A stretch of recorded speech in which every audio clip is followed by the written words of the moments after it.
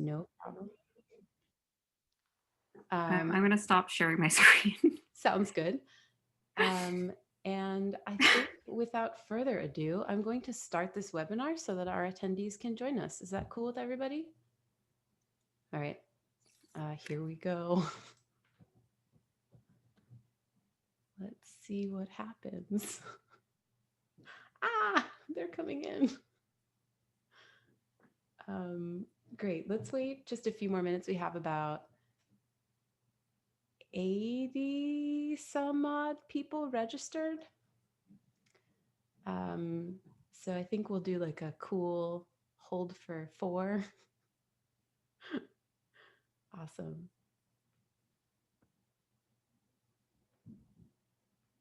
Wow, this is really wild.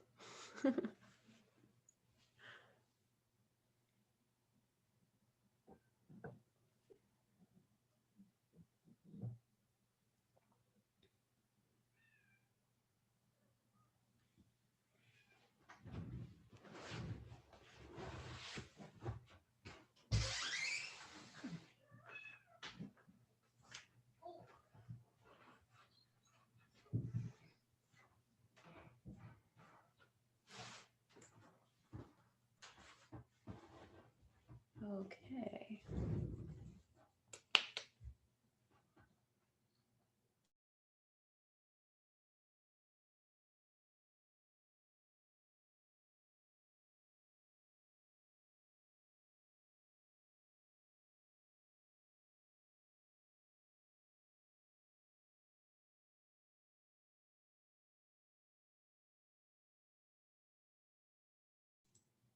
Should we plan to start at 12:05?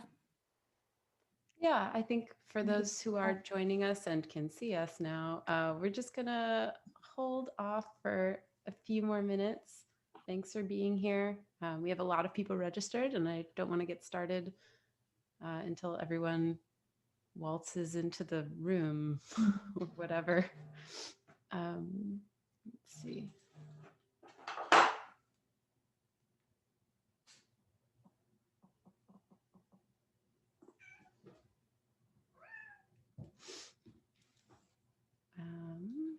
Wow.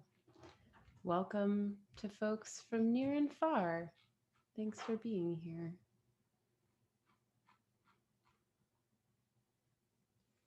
If you require closed captioning, there should be a closed caption option, which you can enable by going to the bottom of your Zoom screen, but probably you know that already.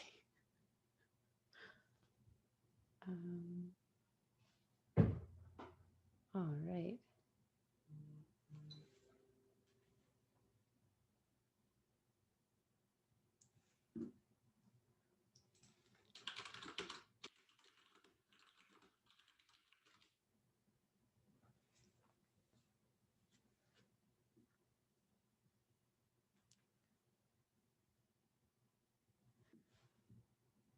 Okay, I think we can get started.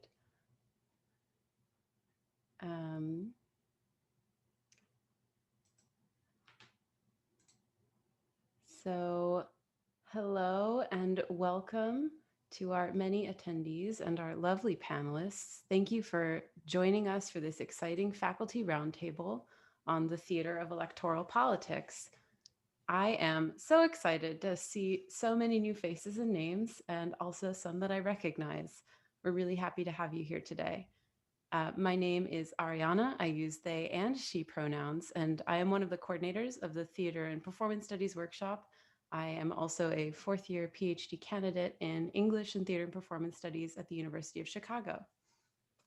And my name is Katrine, and I use she, her, hers pronouns, and I am the other coordinator of the TAPS workshop and a PhD student in music and theater and performance studies. We would also like to introduce and thank LaDonna Strumpf for providing us with captions today. You should be able to enable these captions by pressing the CC button in your Zoom control panel. And if you are coming to us from outside the university, we wanted to give you a brief orientation and introduction to the University of Chicago graduate workshops. Workshops are a space for graduate students and occasionally faculty from our institution and others to share and receive feedback on in-progress writing. Unlike a conference setting, which might have some expectations around finished or polished ideas, we welcome partly formed neonate ideas. We hope today that this community will offer generous feedback and questions to those who are sharing their work. As you can already tell, this is a Zoom webinar, a format slightly different from our usual informal Zoom rooms. As an attendee, you are view only, but you can share questions via the Q&A button at the bottom of your screen. Ariana and I will moderate these questions and maintain a progressive stack, meaning that once you've spoken, we will aim to give airtime to those who have yet to ask a question. We can ask your question for you or unmute you so you can ask it yourself. Today, we have many new faces from across North America joining us to think about politics. So we wanted to take a moment to acknowledge the campus politics that surround this event. This past summer was filled with student, faculty, and community organizing around mutual aid, defunding the university police, one of the largest private police forces in the nation, and reparations for the university's financial connections to slavery, and an interdepartmental response to the ongoing uprisings in defense of Black life. Students occupied the university police station, demanding transparency and accountability about police conduct and disciplinary actions. Students and community members came together to occupy Provost Lee's front yard for a week, demanding a public forum on the University of Police, a request that was denied, although there was an updated email sent out, I believe, yesterday that seems to suggest that some somewhat private, somewhat public sessions have been had. And when the English department made a unanimous commitment to admit only Black Studies scholars for the 2021-22 academic year, outgoing university president Robert Zimmer emailed the entire university that it, quote, is perfectly appropriate for members of our community to raise questions about whether such actions are, in fact, consistent with the Chicago principles as outlined in the Calvin Report, which is about the freedom of speech. The University of Chicago does not have a critical race studies department. We currently have a center, the Center for the Study of Race, Politics, and Culture, CSRPC, whose funding and leadership have been greatly challenged in the current administration's austerity efforts. In response to and in solidarity with other campus movements, including Care Not Cops and reparations at UChicago, the More Than Diversity campaign is demanding increased funding and autonomy for CSRPC, the funding of a critical race studies department, and faculty governance of diversity and inclusion efforts on campus. While the provost and president have offered funding for the development of a proposal for the formation of a critical race studies department, they have failed to commit to the funding lines necessary to support its existence. Until our demands and the demands of our colleagues are met, it seems impossible to convene any conversation around politics and performativity without highlighting the political theater of the University of Chicago. As the graduate student coordinators of the TAPS workshop, we support the More Than Diversity campaign and stand in solidarity with our colleagues and professors who are signatories of these letters. If you would like to learn more about these ongoing movements and solidarity campaigns, you can read more about them via the links we have just posted to the chat. We encourage you to sign this letter in support of this campaign, and there's also a graduate student solidarity campaign, which you can read about. We are very excited about the Theater of Electoral Politics webinar and do not think that hosting it is out of line with the More Than Diversity campaign. The TAPS workshop is neither a place of nominal diversity commitment, nor a space leveraged by the university for its own public appearance. It is first and foremost a place for attendees to discuss and experiment with works in progress, which is exactly what this panel applied to our workshop to do. So without further ado, we open the floor to panel organizer Christopher Grove, who is an associate professor and chair of English at Amherst College. Great, thank you so much. And thank you in this sort of spaceless Zoom void for putting us in some spatial and community context. I urge everybody to support the efforts that Ariana and Katrine have named at at the University of Chicago. And I know that many of you in your scattered places across the country are fighting similar battles. Solidarity to that. So I also want to thank Ariana and Katrine for their sort of bold move this year of throwing the Chicago TAPS workshop open to the world. I think this event is a kind that would have been impossible without the kind of initiative that they showed, and I'm so grateful that they were open to including us.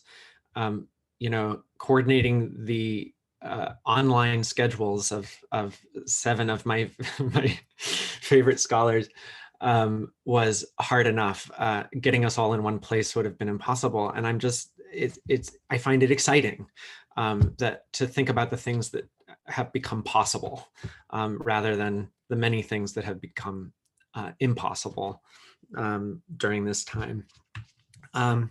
So anyone who's spent even a single day on performance studies Twitter knows that we have big feelings about the way that ideas and terms from theater and performance studies are applied to political discourse and used in political discourse. And it's the gamble of this panel that we also have big thoughts. And so you know, what I'm hoping will come out of this conversation is not only a kind of stock taking of how these words and ideas are being deployed in public, but maybe some thinking about you know, sort of future intersections of performance studies and politics. You know, I think one of the most frustrating aspects of the last 4 years for a from a performance theory perspective has been seeing the sort of establishment left re-entrench itself in the idea of a sort of anti-theatrical politics in contrast to the highly spectacular operations of Donald Trump. And so, you know, that's just one way in which we could imagine, you know, this kind of conversation paying dividends in the political sphere. So I think we're just going to go in program order. So we're going to begin with Danielle Bainbridge from Northwestern, who will be talking to us about one keyword from political discourse, circus. Take it away. Awesome. Thank you so much to Chris and to the organizers for this really exciting opportunity. Just a little bit of background. I don't have any slides or any media. I'll just be reading, but my research is on infreaked or freak show performers from the 19th century who also lived through the system of institutional slavery in the US. So I was thinking through sort of that history alongside how we hear political circus kind of instrumentalized today. So I'll just take it away from there. We are all familiar with the political circus precisely because we are living through it and in it at this very moment. The keyword circus and the charge of this roundtable to identify key terms from our own theatrical research that also have political import have led me down a somewhat circuitous path that opens up other key terms. Words like childish or childlike, humorous, playful, and entertaining come to mind. However, American politics have always steered towards the freakish, the grotesque, and the absurd, words that can also be applied to traditional circus performance. From its inception, American politics has often been a bloody, domineering, exploitative system that was designed with the exclusion and even extermination of certain populations in mind. Similar to the circus, which well into the 20th century relied on eager audiences' demands for infreaked bodies and racial difference in the form of human exhibits, the political circus also demands its pound of flesh from Black, Indigenous, Latinx, and other bodies of color. Consider, for instance, the story of Ota Benga, a Congolese man who was displayed in the Bronx Zoo until 1906. The history of circus-style performance is rife with similar stories of infreakment and alienation. Yet it is the offshoot keyword I mentioned before, humor, that seems to have made the chaos of our current political circus of the past 4 years seem even remotely bearable. But in instances where we hear nearly daily reports of hundreds of state orphan children who can't find their parents, or women being forcibly sterilized, or the disproportionate impact that COVID-19 has had on BIPOC and poor communities, or police sanctioned murders going viral online, humor seems insufficient and indeed fails. And although the most popular contemporary circuses, thinking of shows like Cirque du Soleil, have evolved to become centered on acrobatics and performance art in lieu of the freak shows and dehumanization favored by traditional circuses of the 19th and early 20th centuries, like Ringling Brothers and Barnum and Bailey's circus, once billed as the greatest show on earth, there still remains the history of harm inherent to circus that makes it more akin to its political counterpart than we may at first believe. Although political circus is often used to describe something that is chaotic, disordered, outlandish, cartoonish, and unruly, I would posit that the traditional circus offers only the illusion of these qualities. In fact, it is a highly regulated, deeply organized performance strategy that relies on the use of the uncanny, bright spectacle, and improvisation to give the appearance of chaos within a controlled environment. But it is the permissive and permeable nature of circus performance that will perhaps prove the most useful of my comments today. The theatrical conventions of circus mean that the audience is often involved in the gags and humor that play out on stage and under the big tent. Similar to the big tent of political discourse, which claims to respect and in fact encourage disparate views under the same political party, the big tent of circus performance is likewise supposed to be a space of difference that unites audience members under the umbrella of spectacle and engagement. But despite former Vice President Joe Biden's name calling Trump a clown during the first presidential debate, there aren't the exact same terms of engagement in the circus as there are in the political circus. For example, the escapism and amusement that traditional circus is supposed to offer, in spite of its historic use of racialized and ableist performance, is in short supply while the country lurches from one moment of crisis to another in rapid succession. And the exhaustion that accompanies this rapid fire political turmoil isn't easily laughed away by a few hours of entertainment, although it has inspired shows that are a mashup of circus jargon and politics, like the docuseries The Circus Inside the Greatest Political Show on Earth, which follows the resulting fallout of the 2016 US presidential election. But if there's one thing that I hope we can take away from this style of performance as we contemplate the looming 2020 presidential election that's just happening in a few days, it is that our participation in whatever form that takes has the ability to change the shape of the show. We are not on the margins of the action, but at its center. And because we are at the center, we should think of the circus as carefully curated and controlled chaos, influenced by the responsiveness of us, the crowd. We are as much the makers of the political circus as the actors who occupy its stages. And in the face of efforts to discourage and disenfranchise us, it is the permeable nature of the barrier between audience and actor that allows for continued discourse. Thank you. Thank you. I will move on now to Sebastián Calderón-Bentín from NYU, who will be talking about illusion. Well, thank you also to Christopher for the invitation and to the organizers as well. And I'll be sharing some images in a little bit. A political practice is and has always been inseparable from various forms of make-believe, from Victor Turner's ritual process to Hannah Arendt's deliberate lie. In effect, statecraft has always relied on stagecraft. Given this history, let me start by offering a definition of illusion as one particular form of make-believe within the symbolic repertoire of political practice. By illusion, I mean the deliberate construction of reality effects, where human cognition is tricked into treating imaginary scenes or images as if they were real, like in the case of stage magic, optical tricks, and naturalist theater, among others. Political illusions are strategically constructed through pretense and simulation, but a kind of simulation that plays on our perception while staying as close as possible to reality. Thus the term verisimilitude, that merges an experience of veracity within a simulation. As Baltasar Gracián wrote in the 17th century, there is no greater enemy of truth than verisimilitude, end quote.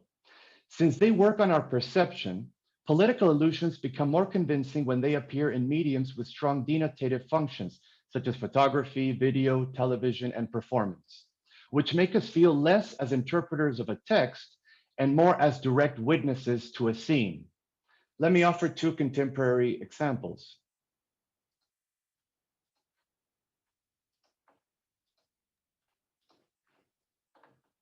In December 2005, members of Mexico's Federal Investigative Agency, or AFI, stormed a ranch south of Mexico City, rescuing 3 hostages from a kidnapping ring known as the Zodiacs.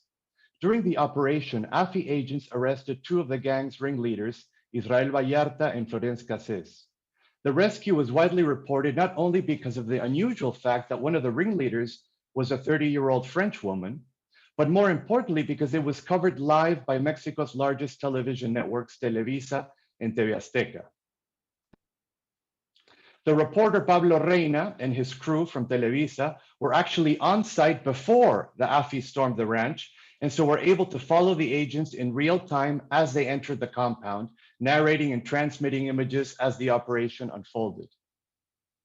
A successful rescue broadcast in real time, the operation proved a powerful symbolic blow to crime in Mexico City, demonstrating to viewers the effectiveness of the new security policies implemented by President Vicente Fox from the National Action Party, or PAN, whose appointed successor, Felipe Calderón, had launched his presidential campaign just 5 days prior for the upcoming 2006 elections. Well, after much hard work by investigative reporters, civil rights lawyers, and family members, it was revealed that the whole operation had been purposely staged for television as a publicity stunt by the head of the AFI, Genaro Garcia Luna, among others, and that Vallarta and Cassés, who you're seeing in the images right now, had actually been arrested the day prior with no cause and then planted in the ranch, as were the kidnapped victims as well. Vallarta himself was tortured and coerced during those 24 hours. This kind of illusion combines theatrical and cinematic elements, choreography, role play, follow shots, and close-ups. At another end, we have synthetic media, everything from slow-down videos of Nancy Pelosi to make her seem inebriated and her speech slurred, all the way to deep fakes that recreate and animate the likeness of political actors in order to feed them whatever lines one wants. However, acts of illusion are not new to politics. We can think of Louis XIV cueing his entrance right at dawn, dressed as Apollo, so as to provide an optic illusion of celestial magnificence. And like the sun, illusions will continue to rise and set over our political landscape. And like astronomers, it behooves us to trace their orbits and the social constellations from which they emerge. Thank you. Thanks so much. All right, now joining us from sunny California at UCLA is Michelle Lou Carriger, talking about that real shibboleth performative. Thanks, everybody. I'll just jump into it. I have no media because Twitter seems sort of boring to give screenshots of.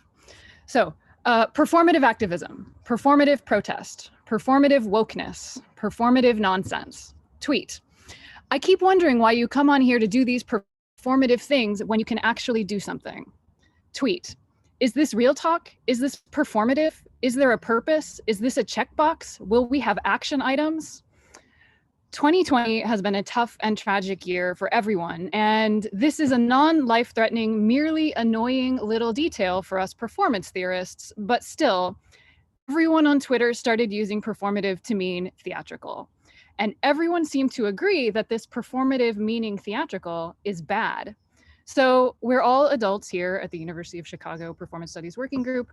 We don't need to get hung up about our pet word performative being wrenched from its J.L. Austin and Judith Butler sense of an utterance that achieves an action resulting in something real, not something fake. Indeed, we didn't have great control over the term even before it became 2020's left-wing slur du jour. Witness Daniel J. McCool in his 2019 book, 3 Frames of Modern Politics. Quote, "This is the politics of theatricality, or as I'll sometimes call it, the politics of performativity," end quote. Or sociologists Laura Grindstaff and Emily West in 2006, quote, "Performativity, meaning theatrical, energetic, and entertaining," end quote. Okay, so performative never really escaped the black hole of theatricality, even in the academy, even in theater and performance studies. I suggest that we keep a different question in mind as we monitor performative's progress through popular discourse. What do we need to defend in terms of appearances and representations, i.e. theatricality's ability to do something?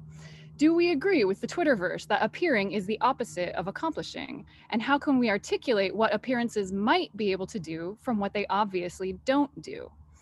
As we can see from all 7 of the keywords that we're listening to today, related mostly to US national politics, but also media and government handling of the COVID crisis, and the general fact that we are 4 years into a reality television presidency, is in fact not that the theatrical does nothing and is nothing, but that it does too much and is too powerful.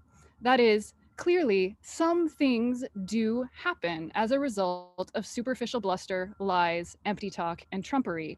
But the trick of performative, meaning theatricality, is to obscure how exactly effects are tied to causes. How does the nothing of empty talk become something like election results? And after all, the Butler-Austin theoretical application of the term performative precisely named a discursive alchemy, tracing how a nothing, a non-essence, comes to accomplish real, lasting effects, making itself indistinguishable from an essential truth. The transformation of performative into an anti-theatrical slur indexes a very reasonable exhaustion and a very correct recognition that representations and statements are unstably attached to action. But to suggest that the verdict of performative is the end of an inquiry instead of its beginning would be to seed a vast front wherein, although we can't understand clearly what is happening, things are clearly happening. How then can we continue to argue for the yes and of performative activism, allyship, wokeness? How can we account for the inchoate, minimal shifts that making it cool to claim activist status might slowly accrue? At what point might the proliferating nothing of social media's performative wokeness tip into the Butlerian sustainedness of being something? How do we really actually know that the street protest that closed the freeway with physical bodies was in the end more effective at seeping into voting and thinking people's consciousnesses than the endless anodyne statements that flickered across institutional and individuals' pages and posts? And that last one is a real question, actually, for me. Yes, and. Anthropologist Clifford Geertz wrote an entire book on what he called the theater state. Its final words read, quote, "The real is as imagined as the imaginary. The dramas of the theater state, mimetic of themselves, were, in the end, neither illusions nor lies, neither sleight of hand nor make-believe. They were what there was," end quote. And if this is so, then what will we do with that? Thanks. Great, thank you.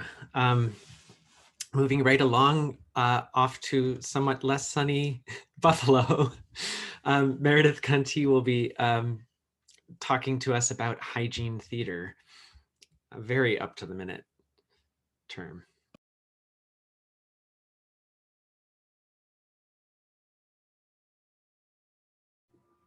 Sorry, I almost forgot to unmute myself there. All right, hi everyone.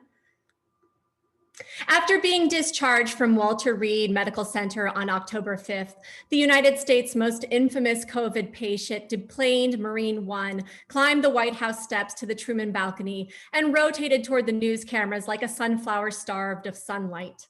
He then removed his mask and stood drawing deep breaths of air before cycling through a well-worn repertoire of Trumpian gestures.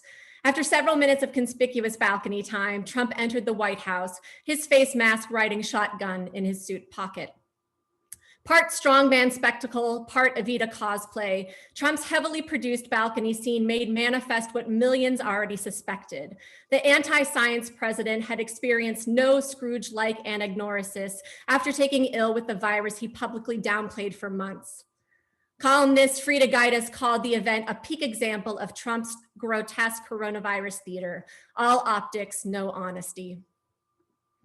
Oop. 4 months before the White House became a viral hotspot, Derek Thompson's Atlantic essay entitled "Hygiene Theater is a Huge Waste of Time" took aim at the rapid adoption of enhanced cleaning procedures by businesses and schools itching to reopen after lockdown, likening hygiene theater to what Jim Fallows labeled the security theater that transformed airports following 9/11.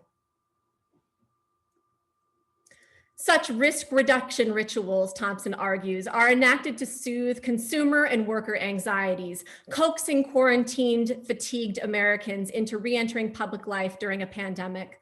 They also, he warns, siphon precious time and money away from actions that would better inhibit the virus's airborne transmission, such as improving ventilation systems or bailing out gyms and bars in order to keep them shuttered. As a political catchphrase, hygiene theater has proven malleable enough to serve rival purposes. For those convinced of the pandemic's gravity, hygiene theater is a capitalistic spectacle that protects not the consumer, but consumer spending, not the essential worker, but the labor, not the student, but the tuition payments. For those who dismiss the virus or liken it to a seasonal flu, increased safety protocols infringe upon constitutional rights. Notably, in pandemic-denying circles, the term hygiene theater has ballooned beyond Thompson's definition, absorbing a number of practices scientifically proven to slow the spread, including mask wearing, social distancing, and regular hand washing. Indeed, the invisibility of SARS-CoV-2 to the naked eye, be it on surfaces, in the air, or in the bodies of asymptomatic spreaders, renders all public health measures irritatingly performative to a selective citizenry. To those especially resentful of government oversight, the simple donning of a mask at a grocery store is an idle, un-American, and perhaps even emasculating performance, the 2020 embodiment of tilting at windmills. Whether we are a post-fact society or a dressed like one, the Trump administration's continuous gaslighting of the American public has rendered us woefully ill-equipped to maintain and enforce coronavirus mitigations at the community level. At its heart, the outrage over hygiene theater is powered by our fear of being fooled, of falling for a well-crafted illusion in a high-stakes moment. But like many performance-oriented keywords in our political discourse, hygiene theater presumes theater is synonymous with empty entertainment, all optics, no honesty. To historicize the term hygiene theater is to trip over example after example of theater's pedagogical and propagandistic uses in public health campaigns, from the Federal Theater Project's living newspapers, to Bawalian participatory HIV/AIDS theater in South Africa, to the Moscow Theater's for Sanitary Culture's ample repertoire of Soviet hygiene plays in the 20s, 30s, and 40s. Furthermore, hygiene theater has flourished in 2020 in isolation and online, where comedians, composers, and science communicators articulate the need for evidence-based approaches to fighting COVID through satire, parody, and music.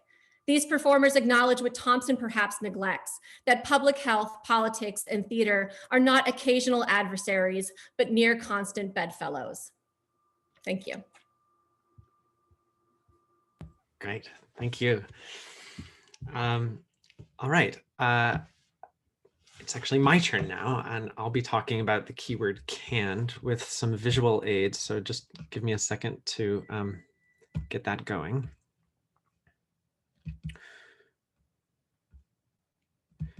Okay, here we go.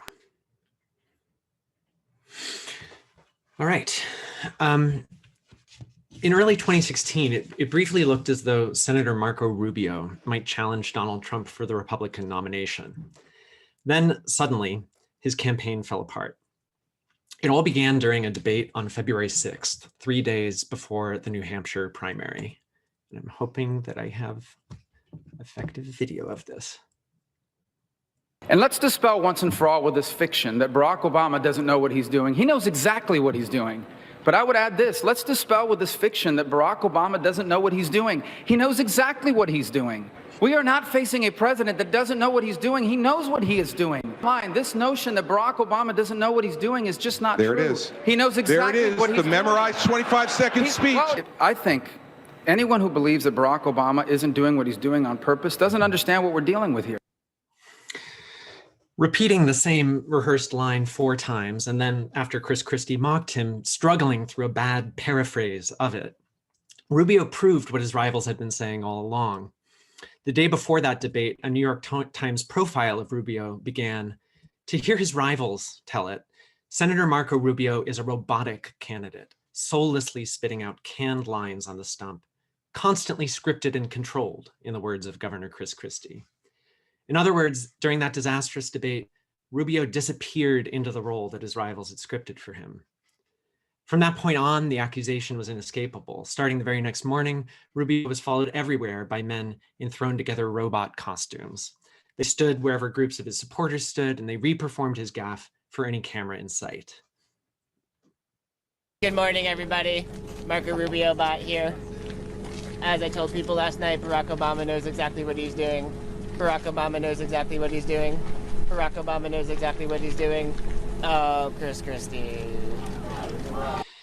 And then on the eve of the primary vote in New Hampshire, Rubio compounded the error by passionately performing the exact same sentence twice in a row due to a teleprompter glitch. Robotic, soulless, canned, scripted, controlled. These words, attributed here to Rubio's rivals, are common weapons of electoral warfare. Their main purpose is to prevent the kind of coherent, individualistic identity construction that the sociologist Jeffrey Alexander calls fusion. Fusion is already hard to achieve, Alexander argues, in an age where candidates are known to be the A/B tested products of campaign managers, speechwriters, wardrobe consultants, etc., and where the 24-hour news cycle focuses less on the candidates themselves than on their success or their failure to fuse. In this environment, candidates struggle to unify three roles that Irving Goffman called the author, the animator, and the principal of an utterance. That is, the wordsmith, the speaker of words, and the person whose intentions the words express. To call candidates scripted is to drive a wedge between author and animator of words. To call them controlled is to cleave both author and animator away from an unseen and presumably unseemly principle, like the they in this anti-Obama cartoon. But I want to end by calling your attention to these keywords as a kind of spectrum, from robotic to controlled. On the left, we have the inhuman. To the right, we have the human as compromised social creature. And right there in the center, the uncanny cyborg we call canned, the candidate.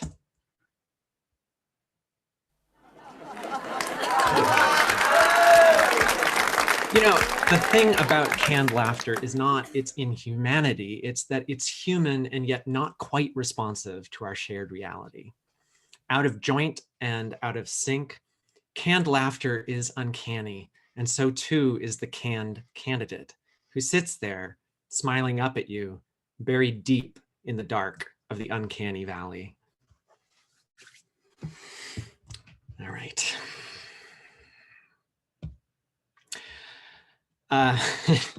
Moving on now, our second to last speaker, Brian Herrera from Princeton, will speak to us about the term central casting.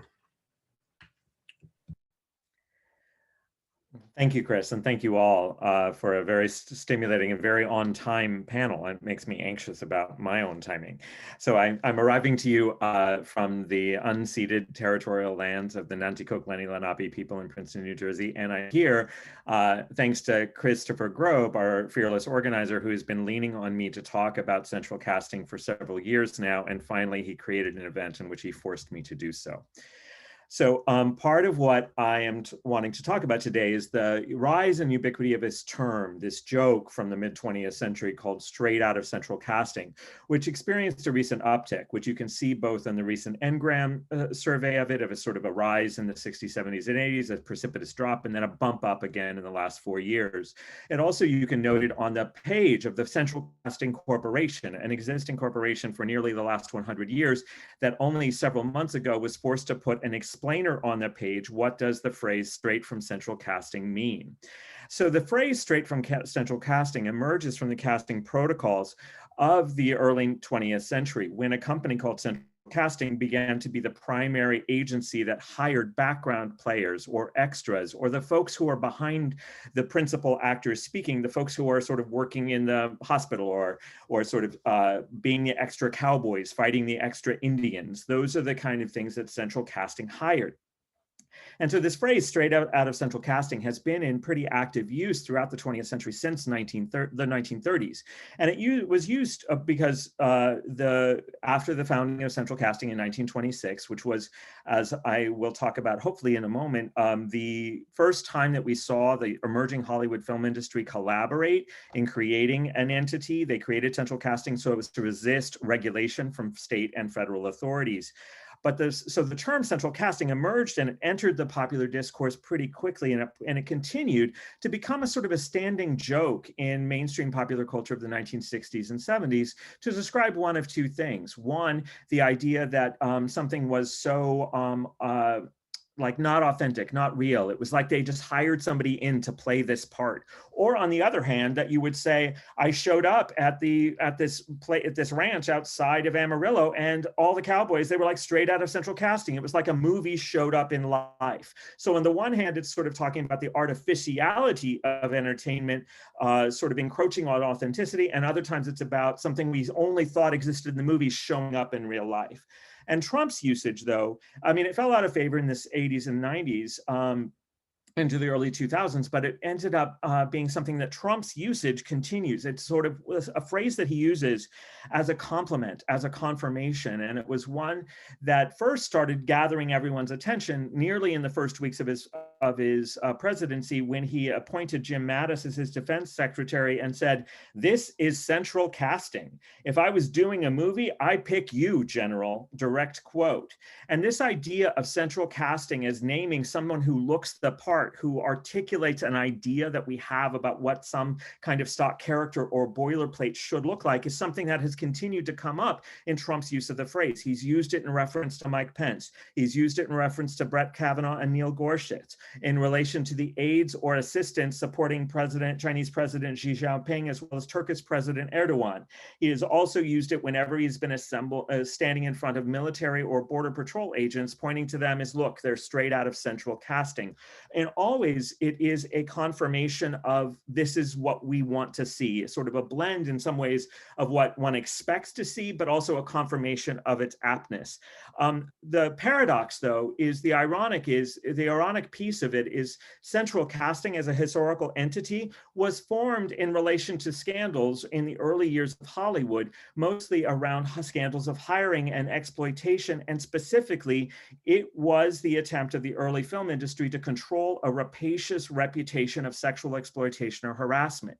And indeed, the idea of central casting is deeply entwined in what we might now call the casting couch. The idea that we have to have clerical, procedural, structural intermediaries that would prevent somebody as a self-appointed mogul from grabbing young actresses by the body parts. So in some ways, there's something deeply cynical and deeply ironic and deeply fascinating for me as a historian of casting that Trump, who himself is straight out of central casting in terms of certain modes of authority and demagoguery, and sort of somebody who is a rich, powerful, perhaps corrupt mogul, is in some ways evoking this term to authorize the illusion and the reality of power at the same time.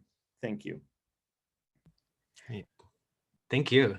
And I'm so glad I finally forced you to do it. That was fabulous. All right, and Laura Levin from York University is going to bring us home with a brief talk on performance art.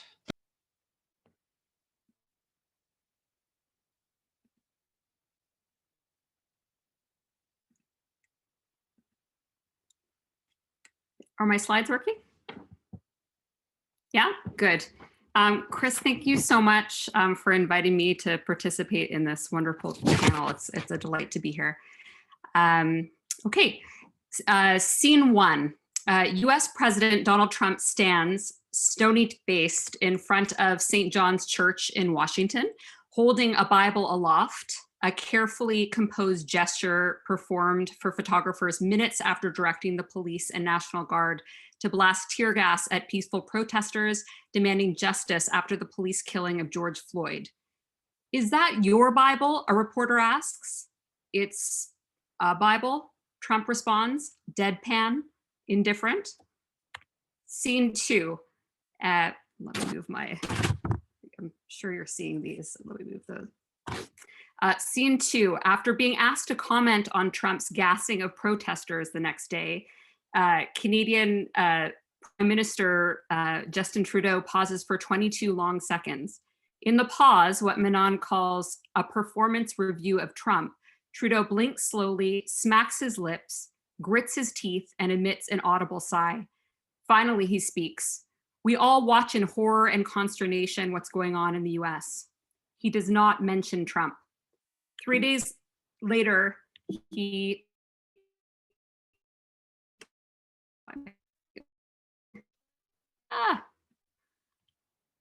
sorry.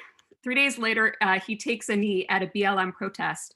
He recognizes systemic racism, but proposes no concrete policy changes. Soon analysis floods in as reporters and Twitterati rush to read these link gestures as pure performance art. Trump's disastrous attempt to appear strong and Bible-loving might be one of the most disgusting and ridiculous of his performance art stunts, Denise B. writes.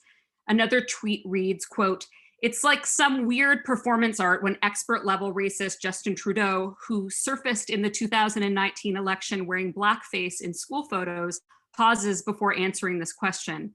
I suspect, in fact, he was waiting for a delay on the teleprompter." Performance art easily slides into keywords already described today, but there are at least 3 ways to distinguish the term as it appears in the reception of politicians. First, while performance art marks leaders as oddities, pinning them to outrageous artists like Lady Gaga or Shia LaBeouf, the above examples speak not so much to politicians' transgression of professional norms as their hyper-immersion within them. Performance art can be read as an overdoing of the conventional signs of political camouflage. Politicians' bodies, for example, are regularly framed against character-defining backdrops. This action flips over into art when the scenographic logic is thrown into relief by an incongruous detail, say a boarded up church or a body visibly straining to fit into the picture of leadership. As one viewer put it, quote, "The most terrifying thing about the entire performance art piece is that it took Trump a significant amount of time and thought on how to hold the Bible, and he decided on that." Trudeau is called an artist when, quote, "he looks directly at the camera and almost immediately takes a knee." In both cases, the politician's body materializes as stage. Artistry is bound up in making politics explicit as symbolic action. Second, performance art is invoked to describe a deadpan delivery that is, to quote Zoglin, so devoid of self-aware irony, so brazenly at odds with visible evidence that they make sense only as performance art, as in Trump's "It's a Bible," as in Trudeau's ultra-sincere taking a knee rather than taking a stand against Trump. This steadfast devotion to staying in character, even and sometimes despite audience awareness of the put on as fake, chimes with the dead serious performance art of Andy Kaufman and Sacha Baron Cohen, inviting one voter to tweet, quote, "I call one of the stages of grief I have for this administration the performance art stage. I'm still not 100%. This isn't all an elaborate hoax directed at Americans." And finally, political acts are labeled performance art when they're not to the taste of the audience watching. The wrong audience cries, "all style and no substance." In Canada, fueling homophobic, MAGA-ish campaigns with matching apparel against Trudeau's so-called progressive or woke performance art, such as "Make Trudeau a drama teacher again." And in the US, spurring elitist dismissals of Trump's reality TV WrestleMania type stunts as, quote, "tasteless." And yet it's equally valuable to read the style of these artworks as precisely what their intended audiences perceive as substance, each leader unapologetically appealing to popular performance traditions of the political right and left. So the question then becomes, what happens when performance art is celebrated as the site through which to secure power and authenticity? If we know which forms of artifice seduce which voters, how might this surprise us with medium-specific kinds of truth?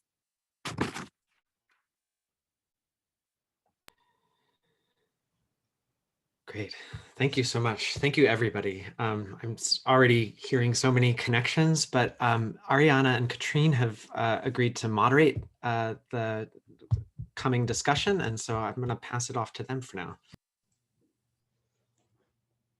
Thanks for that. And thank you all for sharing. To our many attendees, if you have a question that you would like to pose to this delightful roundtable, please send it via the question and answer module, and we will pass them along. I will be clear, this is my first time doing this, so apologies if I get it wrong the first time. I think while people are typing in questions, if any of the panelists have pressing questions for each other, we can start with that. Yeah.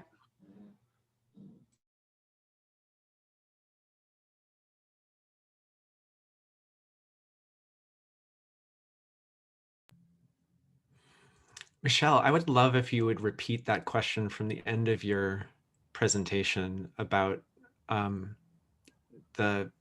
serious question? Your serious question, yeah. Okay.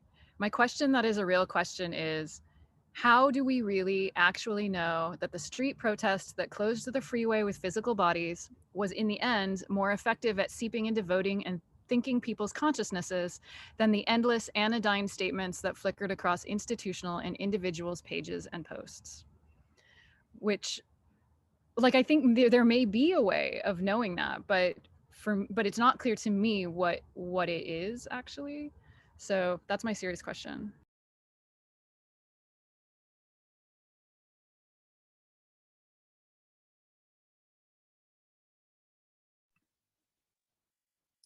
I don't know if this actually addresses the question, but I'm gonna take a stab at it. I think that one of the things that kind of ran through all of the papers was the expectation of sincerity versus the appearance of what we actually get.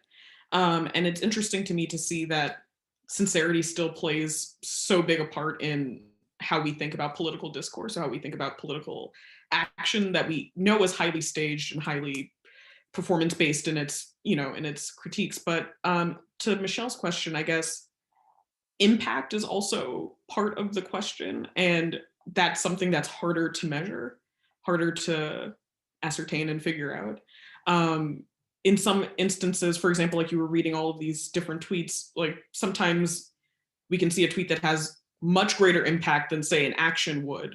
But then we see actions that have much greater impact than tweets. And I think there's something interesting in seeing how those two things get sometimes flattened in the discussion of, what is real and sincere versus what is canned or actually inaccurate. So I guess that's my stab at the question, but I'm not entirely. Yeah, absolutely. I mean, it's sort of, it reminds me of part of the conundrum, I think, is I, for one, tend to get really hung up on persuasion. I think that electoral politics suggests that we have to persuade individual people of specific things in order to make change. But persuasion in like an individualized, there are millions of people here, right? We have to persuade individual people to think differently in order to make sort of electoral change, if you will. And so the persuasion part of it, I think, is really difficult. Like, I spend a lot of time thinking, what is it that persuades someone to think differently and therefore vote differently?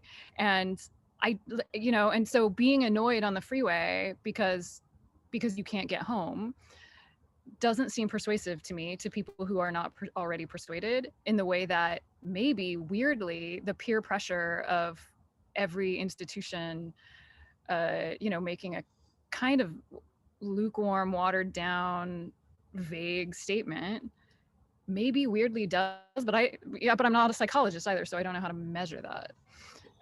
Which doesn't, and I also think that these things don't preclude other kinds of action, right? Like having an anodyne statement is not, in exchange for doing anything else, which I think so often that's maybe another problem that we have here, is like everyone seems to be counting in it as a zero-sum game when this is like not a zero-sum game. Well, that's one of the things that's really, I think, sort of the peculiarity of collision of theater and politics, right? It's because with politics, there are measurable outcomes, like there are sort of vote counts, there are policy initiatives. Very rarely does performance or theater have a measurable outcome, and in some ways, that's the question of what is the desire, in some ways, when we start thinking of, is it affect or is it impact? It opens up a different question of what is theater designed to do? Is it designed to shape a different affect, which then might lead to other impacts? But is affect itself an impact? And that's, I think, what a lot of our questions are asking. Is that initial impression, is Trump's decision to sort of create an illusion of presidency based on his notion of central casting, is that an affective impact? Is that something where the distance between affect and impact is becomes slippery? And I think in a lot of our things, we're playing with that moment of that sort of illusion of the illusion piece, right? And so I do think that that is one of the crucial things. I often, in my theater history classes, I say there's very rarely that we can point to a performance that changed the world. We can look at performance creating affective realities that led perhaps a few steps down the road to somebody making actions that change the world. But again, that's where I think when we're thinking about impact, we also have to point to the fact that performance and theater orient more toward affect than actual consequence. Oh, yeah, go ahead, Meredith. I was just going to say that's central to the pairing of the term hygiene to theater, because the whole desire behind talking about whether or not these measures of wiping things down and, clearing out a room so you can kind of spray things all around, the very notion that this would be theater means it has limited impact to the point of being a waste of time, as opposed to thinking about, there's lots of scientists that are saying that this kind of flip to hygiene theater, they are now trying to eke back and say, well, it is useful to wash your hands. It is useful to wipe things. So they're trying to kind of parse out the impact of these different procedures without having the idea of hygiene theater taking them down to, oh, well, we don't need to do it anymore because its impact is so small. I just wanted just one procedural thing. So I believe, Ariana, correct me if I'm wrong, that people can also speak their question if they want, but how would they do that? Once you submit a question to the Q&A module, we will be able to manually promote someone temporarily to panelist status. So you will be able to say your question and show your face if you so desire. You can also opt to have Katrine or I share it if you, for whatever reason, do not want to. But right now we have no questions. So if you are one of those delightful, I think, send us a message and we can just allow you to talk. Yes, yeah. But yeah, for all of our 51 attendees, some of which are our regular TAPS workshop folks, some of which are people to whom we have not met yet or hope to meet in the future, please share a question if you have one. Sebastian, did you have your hand raised? See, I was just gonna, in considering the relationship between symbolic action on the streets, let's say, and symbolic action on Twitter, I think one thing for us that's useful to keep in mind is that, social media platforms, Twitter included, really are designed to commodify symbolic action. So whatever political action is happening on social media, it's always within the framework of commodification, self-promotion, kind of neoliberal logics of an entrepreneurial self and positioning and all this kind of stuff, monetizing on that attention and so forth, no? And then, of course, when we talk about symbolic action on the streets, it has a different relationship to commodification. At times, it goes against commodification if it's blocking a street, if it's a strike. So I think we can also start to think about the relationship of capital, and in particular, kind of new modes of neoliberal measurement and arrangement, and how they start to also frame these kinds of symbolic kind of actions and activism.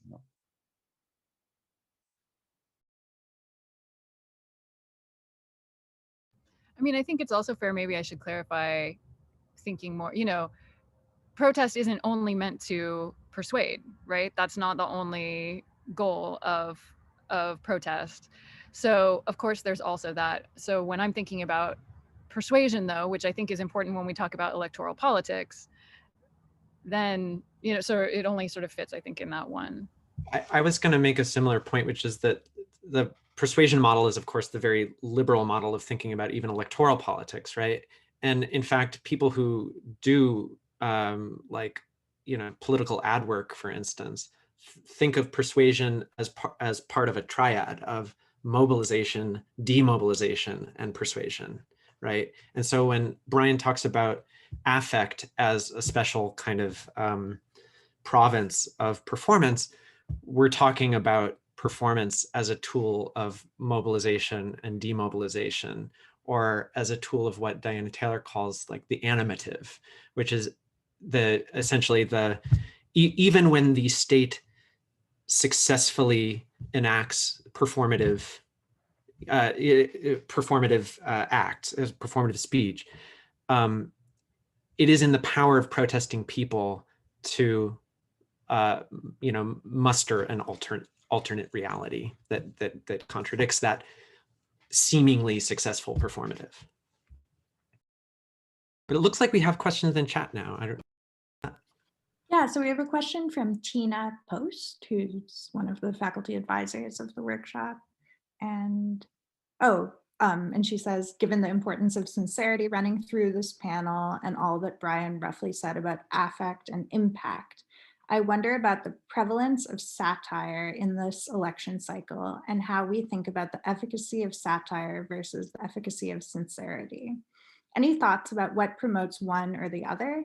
Simply quality, convincingness, or?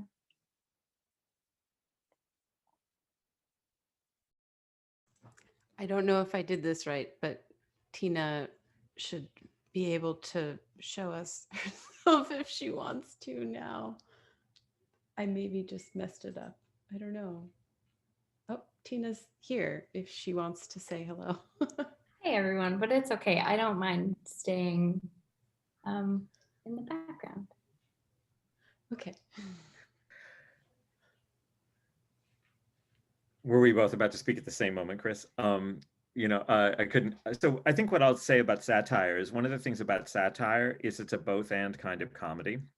Is it plays, and I think that that's one of the things that you know, you can miss the joke as easily as you see the joke, or you can choose to disagree with the joke and then therefore deem the humor has failed.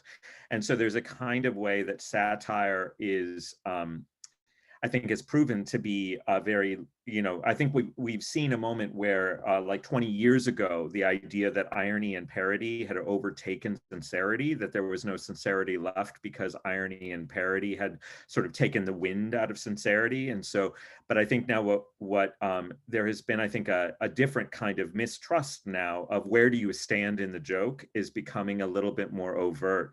I think somebody like Randy Rainbow could not have been successful 20 years ago because there's an element of sincerity in his approach to parody.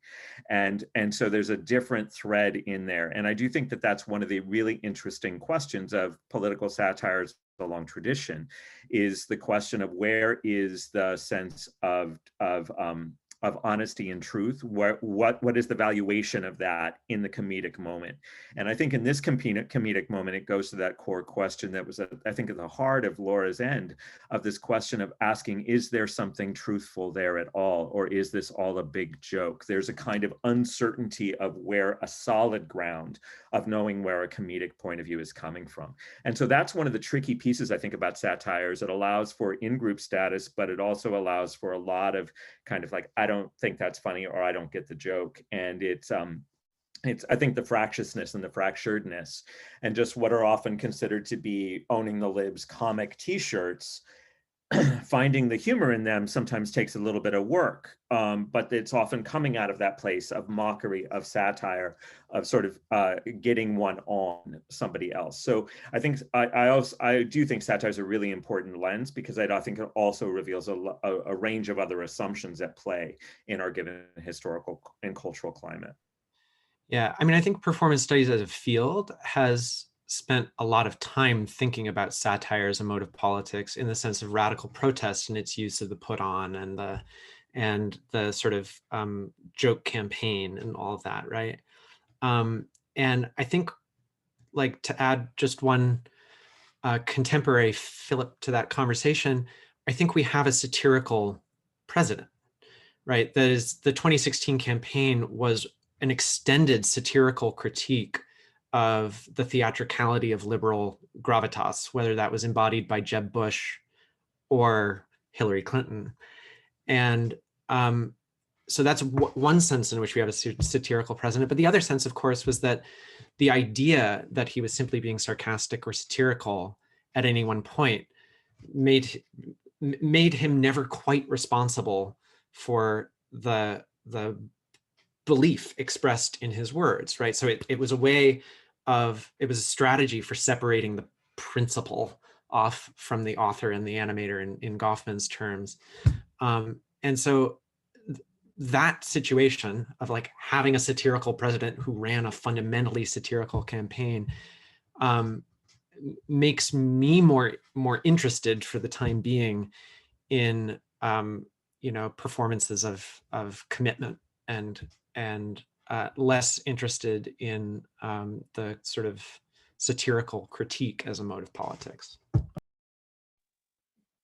Can I just jump in to follow that up, and also sort of Brian's note about this sort of thing I was bringing up about kind of the deadpan delivery as being something that people are starting to notice about the kind of conservative brand of performance that Trump brings. There was a really fantastic article in The Atlantic today about Trump's style of camp, talking about how he's been kind of dancing to, YMCA during his rallies and trying to talk about that as an appropriation potentially of queer camp and thinking about that.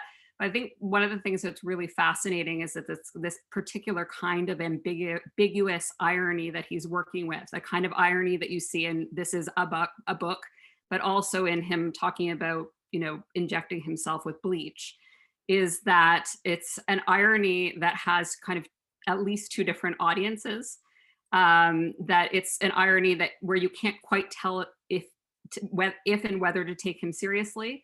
And so it produces kind of both insiders and outsiders, and that's how some of his dog whistling works. There's, I think in the article, the author is talking about how many of his supporters know that the impression that he's doing of a particular kind of president is fake, and they love that he is the guy that is pretending to be president. And some of his power actually works from that place. So I think that's just like a very interesting phenomenon to be witnessing. So we have a question now from John Muse, who says, thanks again for these incredible provocations. If we all agree that theatricality is inevitable in electoral politics or all politics, and that theatricality is or should be neutral, that is capable of being used for good or evil or neither, could the field of performance studies benefit from more analysis of cases that are obviously less theatrical or less obviously theatrical, where there's less distance or even no perceived distance between the performance and self-truth, sincerity, action? And then he also dropped in an Atlantic article about how Donald Trump hijacked camp, but now that's no longer there. So.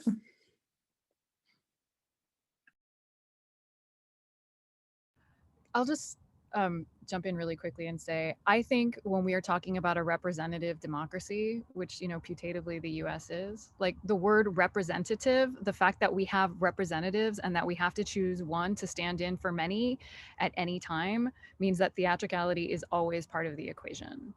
And I've been thinking about, I'm obsessed with theatricality right now in many, many ways, but I think the fact that one person or a few people have to stand in for many means that we always have to think about how those people are representing. And so fundamentally, politics, like electoral politics in the US, become a question then of how one or few stand in for many, which is therefore a question of theatricality. I'd also say I'd like to just offer from Michelle's earlier comments about persuasion. I think and Chris's comments about the 24-hour news cycle. I mean, the fact of the 24-hour news cycle is that it is a form of entertainment now. I mean, it's not just a place that we go for factual coverage. We also go to be entertained, to see satire, to see humor, to see sincerity. The level of detail that we have into the lives of public figures now is actually astounding to me. There are ways in which this kind of constant news cycle, this constant sense that we should be not only persuaded by our public figures, but also entertained by them in some way, has turned them into an industry of actors. I think there's something kind of phenomenally curious about the fact that the same things go into making a production as go into making a political rally.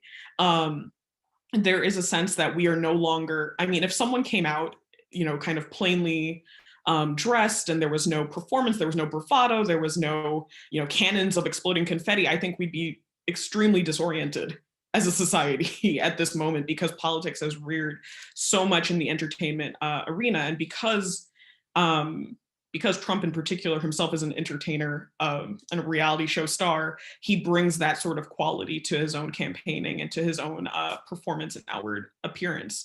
But I think the idea of persuasion is one that I'd like to return to as we're discussing, or if anyone has anything else to offer on persuasion, just because I know that when I turn to the news cycle, I'm also looking to be convinced of something. I don't know if I'm willing to be convinced of my own opinion again, or if I'm looking to be convinced of alternate opinions or of new facts or information, but I am looking for something that is argumentative in nature. And I think that flat out sincerity no longer plays, because everything is read as satirical, everything is read as wry, everything is read as humorous. So I wonder if there's even not a point, but even a purpose in trying to separate out theatricality from politics at this point, since the way that we consume it also through social media, through like constant sort of inundation of information that we have, which can give us sometimes information whiplash, that mode of consumption is entirely built on the idea that we should be persuaded and that actors should be doing something argumentative in front of us. I've been thinking a lot lately about Katie Porter as one of these representational actors that Danielle, you're talking about. Her piece, right, when she's questioning people, is the whiteboard. So she brings her board and she calculates to the person, whether it's somebody from oil or somebody from a large public bank or a private bank, that she then kind of does the arithmetic on things that they don't understand. And the persuasion is not, I think, to that person or anybody actually within that room, that whiteboard motif that has kind of become her performance is actually targeted on the people in the back seats, right? It's us in the 24-hour news cycle. And I'm always captivated by her kind of whiteboard performances that also, her persona or her shtick is sincerity. She's a mom who swears and then like has gotcha moments with significant corporate people that she has to interview during congressional meetings. So Katie Porter's work with a prop as part of her persuasional method, I don't think it's for the people in the room. I think it's for us through the airwaves. I was thinking along similar lines with AOC and the dexterity that what she has demonstrated is her multi-platform performance capacity. The fact that she is able to sort of utilize platforms that are considered to be not where politicians, she takes stages, she goes on Twitch, she goes on Instagram, she does these things in modes and on platforms that are not considered to be conventional political stages. And even though it still operates in the commodity structures, there is a way that her competence and her ability to move on these different platforms is demonstrated, is sort of continually sort of looping in a way of what her competence is as a performer, as a multi-capable political actor. And so I think that is, I think it really is an interesting question of what are the metrics and how did that go into, as you were mentioning, Meredith, this notion of the bite, the sound bite, the meme, the photo op, and how that really does anchor in terms of one of the crucial bridges that I think is really crucial to think about the current presidency is the sort of the rhetorics and the vocabularies of promotion, and how do the rhetorics and vocabularies of 20th and 21st century capitalist promotion as sort of an ad man, a con man, a booster, a promoter, how does that align with questions of political persuasion or political communication? What are these different rhetorical modes, and how have a commodity logic of the 24-hour news cycle in tandem with social media platforms ended up meaning that it's about circulatable objects as opposed to lines of analysis, lines of inquiry, or informational exchange? Go ahead. Go ahead, Danielle. Impossible to read people's body language on Zoom. Like, I never know when to start. I never know when to turn my mic off. I'm like always constantly like, so in relation to Brian's evocation of AOC, I actually briefly considered doing charisma as my keyword instead of circus, but I couldn't really swing it. So I was like, you know what, I'm not gonna even touch on charisma. But there is a way that, you know, contemporary politicians who are adept at these sorts of modes of multi-platform engagement are considered more charismatic, more appealing, and more up-to-date than ones who kind of stumble through. I mean, a lot of the success, if we're calling it success, but the a lot of the breakthrough of Trump's campaign was his use of Twitter. And I think that there's something kind of interesting in the commodification of charisma as being this divided up thing. I mean, in the past, we used to think of charismatic people as, you know, ones who were good speakers or good public engagers or were good on camera. Now charisma is this sort of multifaceted thing that we have to be adept in a sort of technological way at making different simulacra of our own persona in order to engage in the political sphere and be considered adept or engaging or somehow relatable. And I think that that's like, AOC is a perfect example of charisma to me. And I would love to write that paper at another time, not today, but at another time.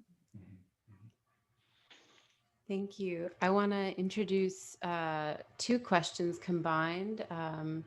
One from Jonathan Mandel, who, if you want to, you should be able to unmute yourself now, and also Clara Nizard. Jonathan's question was, what does politics without political theater look like? Is it possible? And Clara's question was, what is the difference between theatricality and political branding? And I will give them both the ability to add their say if they'd like. But yeah.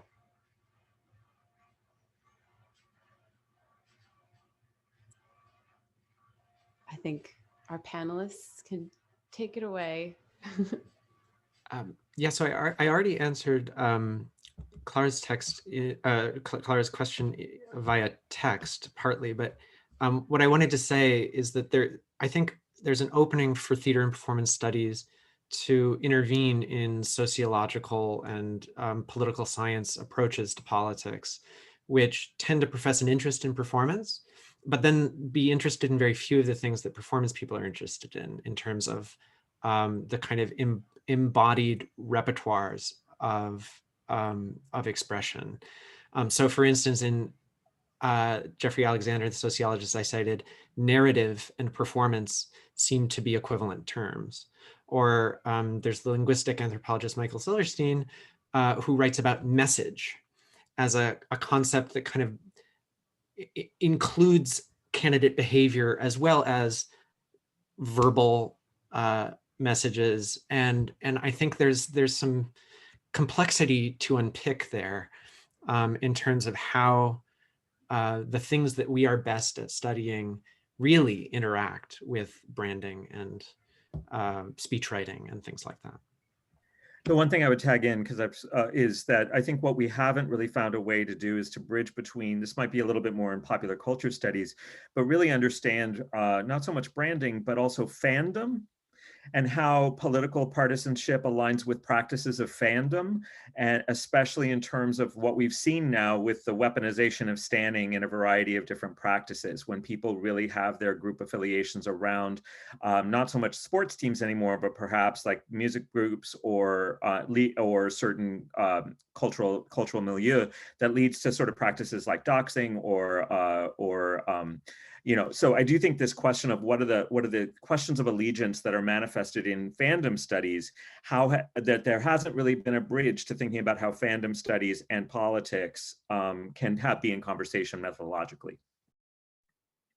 I'd also offer that in terms of the question about the difference between theatricality and political branding, is that when we think of branding, at least I am no expert in branding or in advertising, so I'm not going to offer that I am, but when I think of something that's branded, I think of something that I could trust it will be the same every time I encounter it. So if I drink a Coca-Cola, I know it's supposed to taste, every can of it is supposed to taste pretty much identical. Political branding kind of works in a similar way, where we're building a brand of, can I trust this person to behave when the time comes for whatever vote or whatever piece of legislation to be passed in the way that they've presented themselves. Whereas I think theatricality in politics allows for the study and the influence of things like improvisation, charisma, and more extemporaneous styles of performance than branding would offer. Branding usually to me is something that is relatively rigidly the same every time. I'm gonna allow Richard Gilbert to speak now, since Richard indicated a desire to talk with a raised hand. I am unmuted. Excellent. So I guess it seems like there's an implied question of awareness of fictionality in the discussions, both of illusion and performance art. And this is something about, to me, like about context. If we know something is a performance, we interact with it differently than if we don't know. So the Sun King example that Sebastian gave was explicitly a metaphor. I am like the sun, whereas the cops are literally trying to use illusion to construct a new reality that they want people to accept as part of the way they actually, visualize the world. And I just saw an article about Philly policemen who dragged a couple out of their vehicle, beat them up, grabbed their kid out of the back seat, and then posted photos on social media of a young, attractive, white female cop holding this child, saying, we're what stands between anarchy and you. Again, creating a fictional story and passing it off as reality. And so to my mind, illusion seems different when it's presented as reality from when in the theater or in performance, it's implicitly or even explicitly a metaphor. But politics seems like it's somewhere in between, right?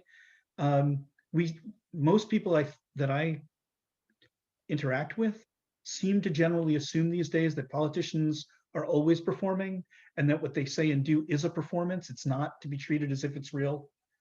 But politicians often seem to be trying to sublimate that and create illusions that they want people to accept as part of the primary world in which we're actually living.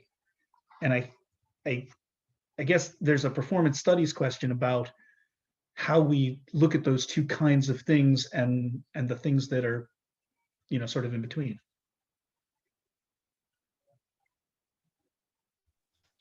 I can just answer briefly. The way I'm thinking about illusions here more specifically is not illusions in the arts, but political illusions. And you're right, that political illusions require a covertness for them to operate. If you announce that, that this is made up, they collapse. By this, I mean particularly illusion as a form of make-believe, no? And I think what happens with Louis XIV is that he's operating between political illusion and overt theatricality. And in a way, in that sense, I think the Baroque is very useful for us to understand that. We even have the 17th century concept of sprezzatura, which means calculated carelessness. So these questions about what is calculated, what is authentic, I think that takes us down, a cul-de-sac really, because then we start to figure out where is interiority, and as performance scholars, we know, interiority and exteriority are themselves kind of constructed through performance itself. So rather than thinking about what is authentic and what is not, which is of course the weapon the political actors use to discredit each other. But if we want to get past that kind of binary of authentic and authentic, scripted, unscripted, I think what is more interesting is already what was coming up around Katie Porter. That is to say, there is something in these performances that produces a kind of prefigurative politics. They open up for a moment a kind of fantasy and make-believe of a politics that could be otherwise. In that small scene of Katie Porter, questioning with her whiteboard, we see a fantasy, a make-believe that actually is in a way useful, that opens up a possibility of another way of thinking about how our political actors might be able to act. No? And so that prefigurative power of performance, that's also where constitutions emerge. Before there's a constitution, there's a constituting act that creates a constitution. So performance is also behind the very notions of what is at the corner of or the center of the state, which is the constitution itself. So we can think about prefiguration and the performative also as opening up new ways of being, politically. And in that way, I think, and that I think is not about discrediting theatricality, but actually emboldening it in other ways. I just want to make a short note in response to that question, and just say that I've been thinking a lot about the convention of direct address, specifically in politics. Recently, we saw it in the most recent debate, U.S. debate, when Biden is using this convention of kind of ignoring Trump, turning to the viewers and speaking to the audience he wants to speak to, and then Trump turning to him and using this kind of language of theatricality to discredit him, saying, "Oh, look, this is the show that he's putting on for you. None of this is real. This is just a politician who knows how to speak to you," as though he's not a politician, as though he's not the president of the United States. The similar things are happening in Canada around the briefings that Justin Trudeau is giving weekly around COVID-19. The conservative right is constantly tearing him down on Twitter because his performances use a great deal of direct address. He's talking to the kids in the audience, much like the Prime Minister in New Zealand, saying, "I know you're scared. Here's what I want to say to you," etc. And I would say that what's interesting to me is that the audience that Justin and Biden are speaking to, I think, deeply appreciate the theatrical sincerity that comes with that particular mode of direct address, that they know that this is a convention, that they know that this is scripted, but is precisely the prepared scriptedness that is appreciated by some of their audiences. And you can see this if you read sort of commentary on Twitter. So that there also is a kind of that sort of what gets read as theatrical in those contexts really varies depending on the reception of those conventions. Thank you. Since we only have a few minutes left, sorry, Katrine, I just wanted to let folks know that the stack is now closed and that we have just a few questions left. So kind of maybe a lightning round of responses, I don't know, but Fabienne, if you would like to introduce your question, you're welcome to now. I will read it for you. Fabienne asks, around the notions of mobilization, demobilization that Christopher brought up at the start of the Q&A, I'm wondering if there's a connection here to Brian's discussion of central casting. Might voter suppression or mobilization be thought of as analogous to a kind of casting? How do the images we see in media of certain types of voters potentially reflect a central casting logic? How does the notion of central casting get tacitly instrumentalized to legitimize or delegitimize the supporters of certain electoral candidates? Example, Bernie Bros. I'll do a quick take on that. And I think that there's two ways to really think about that. I think when we think about the ways that I think Fabienne's question really points rightly to the diminishment of what political support looks like, of sort of understanding it only as a backdrop, it's one way to understand why there's such a fetish within the media for the undecided voter. There's this idea of persuasion as opposed to commitment as being the way that serves like that of the voters of interest. So that's one thread. The other thread is, I think there is a kind kind of mistrust or suspicion that we see on both sides that manifest in particular ways. The idea that persists around that political uprisings or political actions are actually paid actors, that these are folks who are crisis actors in another variant, the folks who are paid to create this protest, and that is also then weaponized in certain ways with the fixation on casting calls of when there are times that we've seen, but with veracity, sometimes we're not always sure about, like, well, there'll be where the Trump campaign in particular has been called out for hiring folks to fill the stands. And so this question of mistrust of political support, and I think is embedded in both of that there's something inauthentic, not real, not deep about the people who are already aligned with a candidate, and in a fixation on revealing the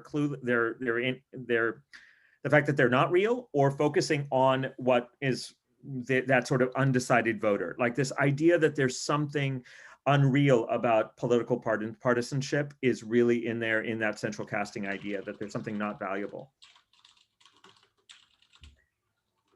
I think we can close out with our final question, but maybe just a lightning round of one sentence answers, which is hard for such a big question, but how does a knowledge of performance studies figure into your personal political actions?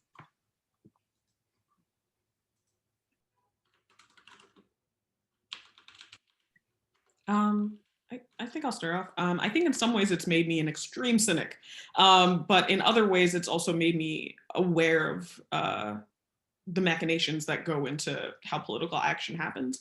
I wanted to bring back, because Richard's example about illusion and the police officer's photograph reminds me of these viral videos that were happening a little while ago where police officers were like doing the electric slide with Black Lives Matter protesters, and it was supposed to kind of give this impression that everything is safe, we're all one community, there's no danger here, everything is inherently sort of, we've been misrepresented, the police is functioning as possible as part of the community. But I think when I view images like that, there is a performance studies knowledge that kicks in that tells me this is towards a certain end. It's not necessarily just a randomized act that happened out of nowhere. And I also think that in some ways, a knowledge of performance gives me, at least in some ways, an insight into why certain actors would behave in certain ways during political discourse. Oh, sorry. I actually approached Chris about this idea a couple of months ago, in that I already acknowledged that activism is theatrical in and of itself. And I was thinking about the attacks of performative activism and where the boundaries of that particular term lie. And not to center my parenting too much, but I had been thinking a lot about the fact that I perform my activism for my children as a teaching tool. And that, any opportunity that I have to do it in front of them, understanding that they're an audience and a fairly receptive audience, allows me to kind of pass on some of the practices that I find most important and helpful and persuasive, if we want to go back to that term. So it actually impacts how I then pull my children in to absorb them within the activism that I really care about. Yeah, that's great. I would say two things. One, knowledge of performance studies and performance theories help me separate out two parts of my political life. One where I am an invisible cog in a machine and my appearance does not matter. And the other where I'm being asked to be visible in some way or another.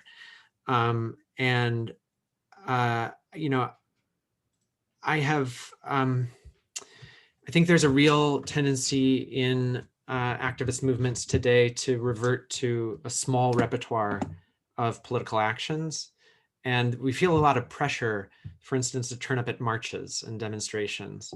And I think it's also made me a little more cynical, to use Danielle's word, but I think more discerning about when the animative force of my and other people's presence is what is needed, and where other forms of activism are more urgent. I might follow immediately on that, because I think that really resonates with me, Chris. I think part of what being thoughtful about these things for me has meant is that I'm very agnostic about what I think might work, but it also means that there's a really wide open field of what I think could be effective. And so I think it has made me look to aspects that I might not otherwise have thought of as potentially useful. And I am able to be, I think, at least relatively articulate about what might be useful. And so as I have definitely already betrayed throughout this talk, I'm into persuasion, and I think that a privilege that I have at a time like this is to not feel overwhelmed with trauma, and to not feel so furious that all I can do is go into the streets and scream. And I want to use my sense of collectedness